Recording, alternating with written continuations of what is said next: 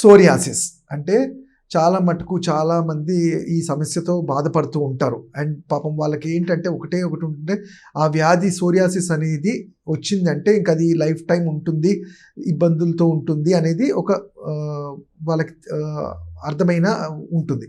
So దీనికి అసలు ఆయుర్వేదంలో చికిత్సలు ఏమన్నా ఉన్నాయా, నిజంగానే ఇది లైఫ్ టైం దీనికి మందులతోనే కంట్రోల్ ఉంటుందా అనే దాని గురించి తెలుసుకుందాం.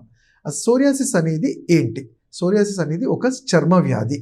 దీంట్లో ఆయుర్వేదంలో మనకి చెప్పబడింది ఏంటంటే రక్తదూష్యము, చర్మము, రక్తంలో అంటే చర్మంలో ఉండే రక్తదూష్యము, పైత్యము పెరిగినప్పుడు, ఇంబ్యాలెన్స్ అయినప్పుడే ఇలాంటి స్కిన్ డిసీజెస్ అనేవి వస్తుంటాయి.